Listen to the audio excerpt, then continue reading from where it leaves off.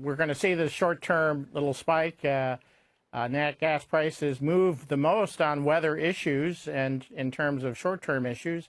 And once we get through February and let's say halfway through March, I think we'll be going into what they call a shoulder season, and inventories will come back up and prices will stay in this $2.50 to $3 range, I believe. Okay, and production has been at record levels as well. Okay, so you think it might just be temporary. So what does that all mean for your fund, which I understand focuses more on the distribution side as opposed to the exploration side of nat gas, right? That is correct. So the E&P side, the exploration production, is more sensitive to these prices. And the distribution side, not so much.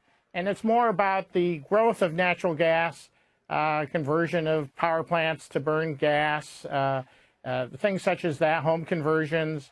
And with historically, now we're looking at 10 years, the 10 year ago, but the gas was $10, $12. So $2.50, $3, $3.50 range were historic lows. We have lots of supply. And so very good for projections of growth in the industry and good for the distribution side of the business. But if we just broaden out the conversation a little bit from your fund, Skip, what do you make of the outlook for utilities in general? Like the S&P utility sector is the biggest decliner today out of the sectors. I think it's down about 4.5% over the past week.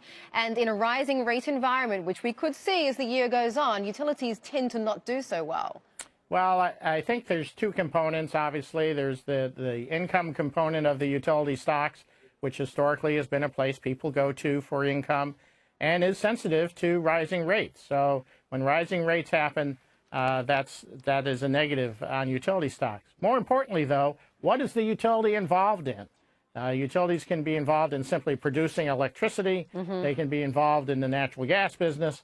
And so the underlying industry that you're investing in is really what you're relying on for growth, and so there's a differentiation, and the general term utility can cover several different subsectors. Excellent point to make. And your fund, the Gas FX, is currently up 1.5% today, and your top holdings are TransCanada, Enbridge and Kinder Morgan. Always good to know what is inside the index.